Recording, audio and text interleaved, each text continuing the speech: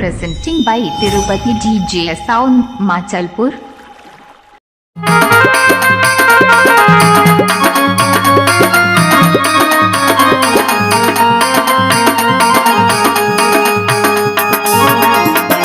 जो साथी रे गोविंदा बन जो साथी,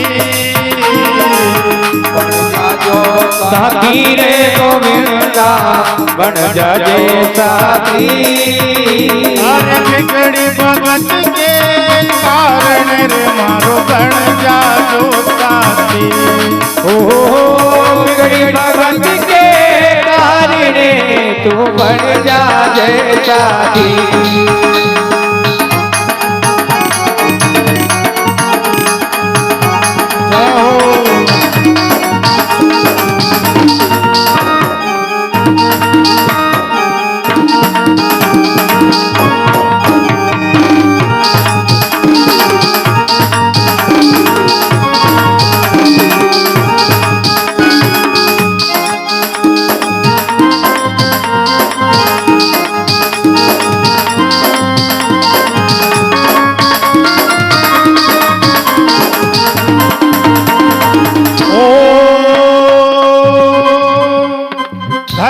भगत के घर के माही दो गाया दो नारा। धना भगत के घर के माही दो गाया दो नारा। धना भगत के घर के माही दो गाया दो नारा। धना भगत के घर के माही दो गाया दो नारा। अरे अड़ा चरा बाजा मेरे देखो, अड़ा चरा बाजा मेरे देखो। जगत को पालन हर नाथ मारा, गोविंदा मारा प्यारे सांबरा गणया जो साथी रे सांबरा।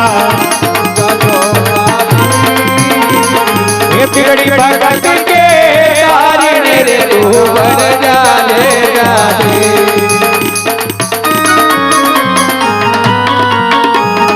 जय हो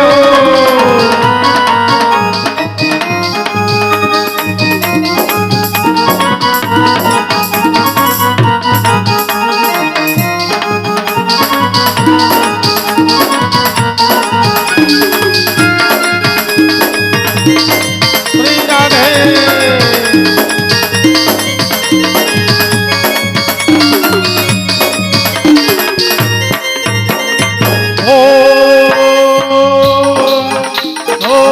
नानी भाई को माय रो रे तूने भरो अंजार में जाही। नानी बहिनो मायो रे तूने भरो अंजार में जा। अरे नानी भाई को माय रो तूने भरो अंजार के माही। नानी बहिनो मायो रे तूने भरो अंजार में जा। द्रौपदी और तीर बढ़ा दो, द्रौपदी को सिर बढ़ा दो। हरी सभा में जाए नाथ मारा, गोविंदा मारा प्यारे सांबरा गणया जो साथी रे सांबरा। बिगड़ी भगत के कारण रे तू बन जाले साथी।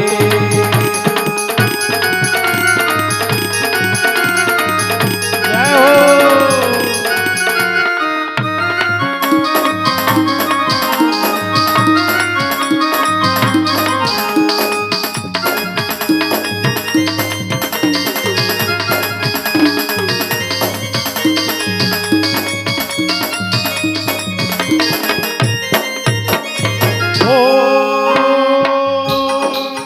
हर गज और ग्राह लड़े जल भीतर गज ने करी पुकार।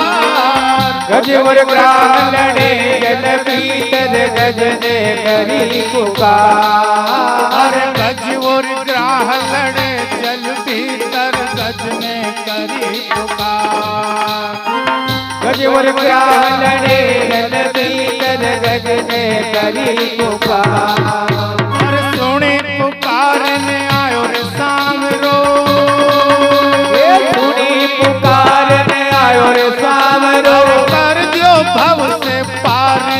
नाथ मारा जय हो।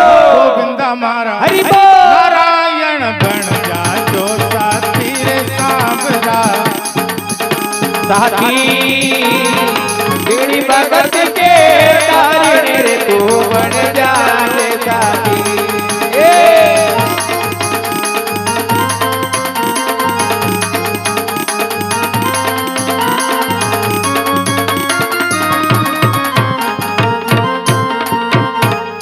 गोविंद भगवान जय सच्चिदानंद रूपाय विश्वोत्पत्त्यादि हेतवे तापत्र विनाशाय श्री कृष्णाय वयं नमः। भगवान शिव जी की समाधि लग जाती है। भगवान शिव कैसे देवता है? शिव पुराण में प्रमाण मिलता है कि भगवान कितनी जल्दी प्रसन्न होते हैं, क्या चढ़ाने से भगवान प्रसन्न होते हैं। तो शिव पुराण में आया है, नंदी खंड में लिखा कि जल के चढ़ाए जमलोक से उबार लेत। अगर रोज नियम से तांबे के लोटे में जल भर करके भगवान के शिवलिंग पर चढ़ाया जाए कि जल के चढ़ाए जमलोक से उबार लेत, ओ चंदन के चढ़ाए चक्रवर्ती कर देते हैं। अगर किसी को राज के काम में, सरकारी काम में सम्मान प्राप्त करना है ना, तो रोज भगवान को चंदन हाथ से घिसो, चंदन में केसर और कपूर को मिलाओ, भगवान को त्रिपुंड लगाओ।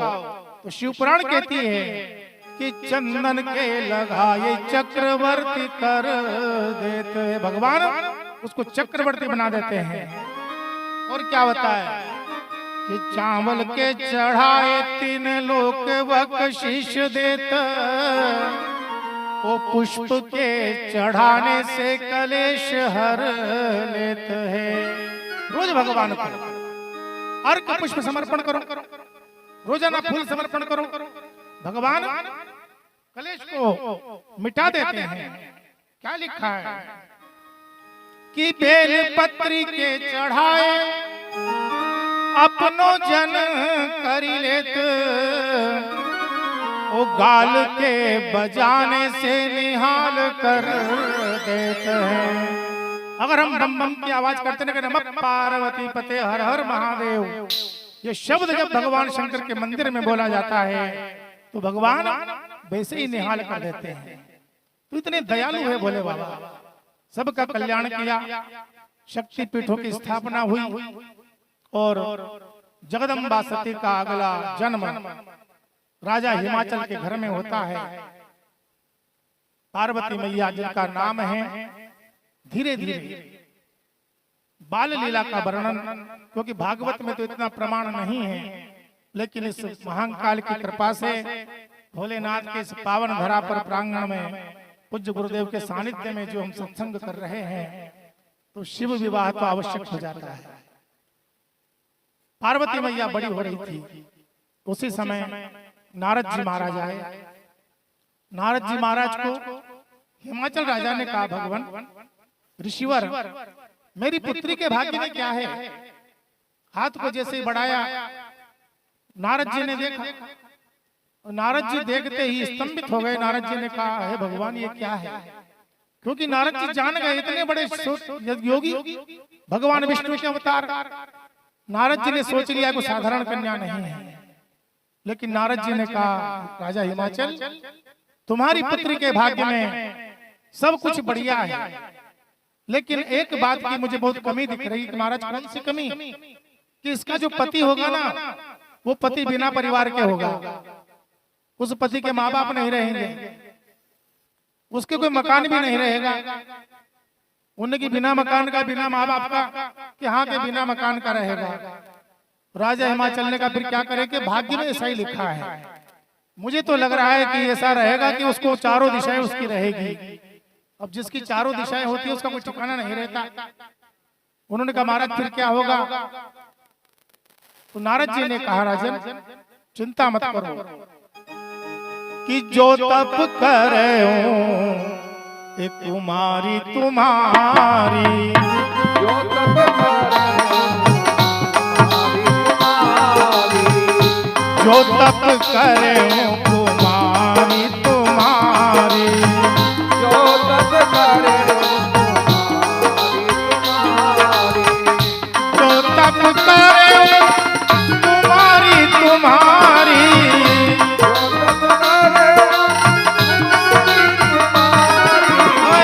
भावी में सके त्रिपुरारी।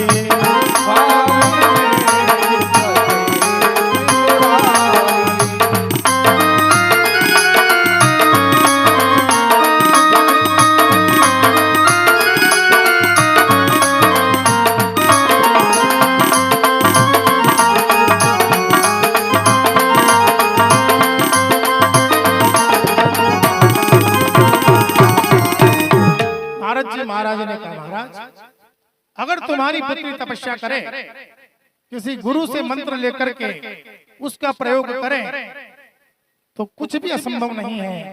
भगवान भोलेनाथ वो देवता हैं जो भावी को भी मिटा सकते हैं।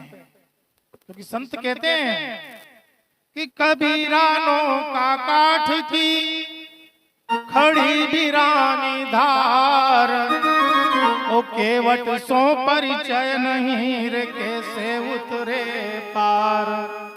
काठ की नाव होती है, नदी किनार पर खड़ी रहती है, लेकिन अगर केवट से हमारी जान पहचान नहीं है तो पार को कैसे जाया जा सकता है। तो नारद जी कहते हैं, महाराज हिमाचल इसके लिए गुरु बनाना पड़ेगा।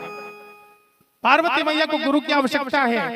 गुरु का मतलब है मार्गदर्शक, जो सही मार्ग दिखा दे वो गुरु। क्योंकि तपस्या से कुछ भी असंभव नहीं है। रामचरितमानस प्रमाण देती है कि तप बल रचई प्रपंच विधाता, तप बल रचई तप बल रचई प्रपंच विधाता, तप बल रचई प्रपंच विधाता, तप बल विष्णु सकल जग त्राता, तप बल विष्णु सकल जग त्राता।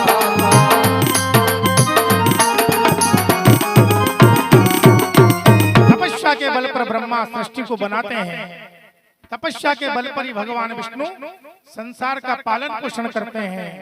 नारद जी महाराज कहते हैं, महाराज हिमाचल कि तप बल शंभु करहि संघारा हो, तप बल शंभु करहि संघारा, तप बल शंभु करहि संघारा, तप बल शंभु करहि संघारा, तप बल शेष धरहि महिधारा।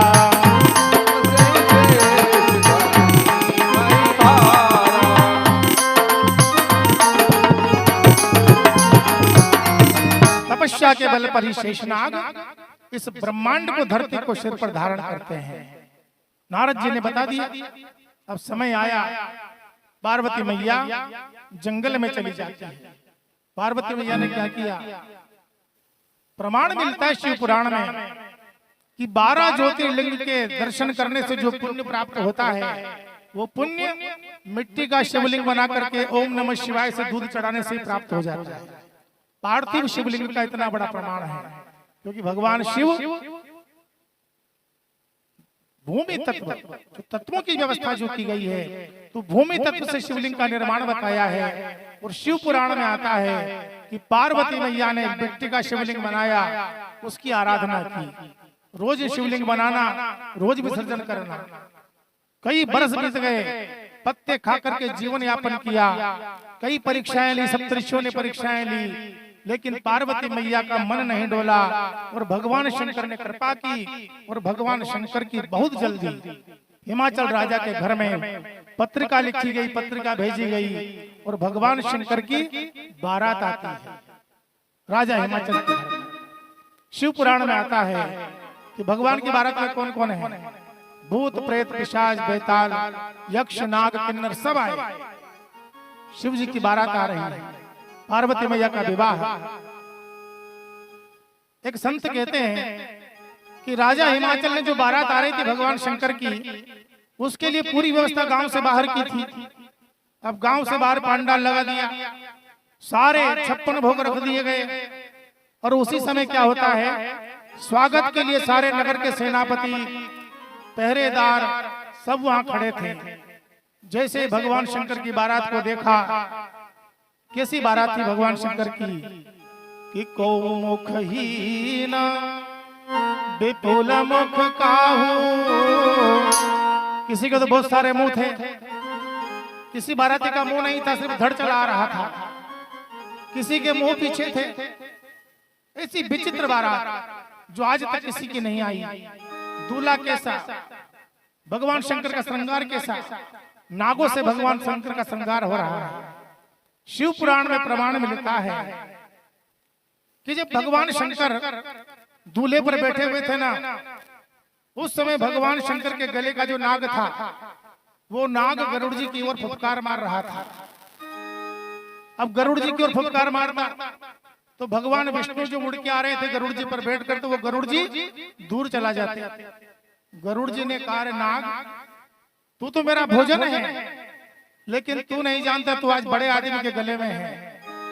और भगवान का श्रृंगार कैसा था, नागों का श्रृंगार, लंगोट भी नागों की, गले में भी नाग, मुकुट भी नाग।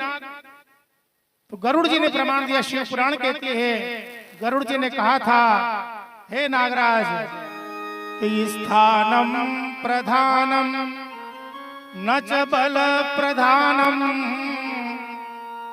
कि स्थान की प्रधानता है नागराज, किसी के बल की प्रधानता नहीं है। तुम मेरे लिए कहां लगते हो कि जानामि नागेंद्र मम तव प्रभावम। गरुड़ जी ने कहा था कि नागराज, मैं तेरे प्रभाव को जानता हूं, क्योंकि जिस समय मैं फुफकार मारता हूं तो तू बिल में घुस जाता है। कि जानामि नागेंद्र मम तव प्रभावम, लेकिन गर्जे स्थितो कंठसि शंकरस्य। तुम आज मेरे ऊपर फुफकार मार रहे हो इसलिए क्योंकि तुम दूल्हे राजा के गले में हो। अब बारात में दूल्हा जिस घोड़ी पर बैठता है ना, वो घोड़ी किसी को लात भी मार दे तो घोड़ी को पीटा नहीं जाता, क्योंकि घोड़ी को पीटोगे तो दूल्हा गिर जाएगा, तो सब खेल बिगड़ जाता है। तो गरुड़ जी पीछे चले गए, उन्होंने कहा ठीक है भैया तू फुफकार मार ले। बाराती स्वागत के लिए खड़े थे। अब बाराती स्वागत के लिए खड़े थे, जैसे ही बारातियों ने, मेहमान खड़े थे बाराती का स्वागत करने के लिए, जैसे ही हिमाचल राजा के उन सेवकों ने बारात को देखा, किसी को सर नहीं, किसी के पीठ पीछे आंखें, कोई गधे पर बैठकर आ रहा, दूल्हा बेल पर, दूल्हे के गले में सांप, मुंड की माला। सारे सेवक बेहोश हो गए, सब बेहोश हो गए। जो बाराती थे उन्होंने 56 भोग लूट लिया, सब ने लूट मार करके खा गए। अब जब लूट करके खा गए तो किसी कोई देख रहा होगा दूर से कि भाई बारात कैसे क्या कर रही है, तो वो अब चलता है ना बफर सिस्टम, वो बफर सिस्टम वहीं से चला है, वो भूत प्रेतों का भोजन है। हम जैसे लोग देख रहे होंगे दूर से, पंडित जी जैसे बैठे होंगे, उनने कहा यार वो बारात के लोग तो बिना जूते खोले ही खाते हैं। अब वो तो मजबूरी में खाया, बेचारों ने भूत प्रेत का भोजन था, सेवक बेहोश हो गए। पंडित जी ने आकर हरिपुरा में कहा, हरिपुरा से बात गोगटपुर आ गई, दिल्ली तक चली गई और बफर सिस्टम चल गया। गोविंद भगवान की। तो ये भूत प्रेतों का भोजन सतयुग से चला रहा है। कहने का भगवान शंकर प्रातः काल भगवान शंकर आते हैं द्वार पर। पार्वती मैया की माता मैना रानी दूल्हे को देखकर बेहोश हो जाती है। भगवान विष्णु कहते हैं, भोलेनाथ आपकी लीला अपरंपार है, क्योंकि आपकी लीला को कौन समझ सकता है। शिव पुराण प्रमाण देती है कि असित गिरि समम स्यात् कज्जलम सिंधु पात्रे सुर तरुवर शाखा लेखनी पत्र मुर्वी, सातों समुद्र की शाही बना ली जाए और कल्प वृक्ष की कलम बना ली जाए। लिखत यदि ग्रहीत्वा शारदा सर्वकालम, सारे धरती का कागज बना लिया जाए। स्वयं सरस्वती लिखने बैठ जाए तो भी भगवान शंकर के गुणों का वर्णन कोई कर नहीं सकता। इतनी महिमा मेरे महाकाल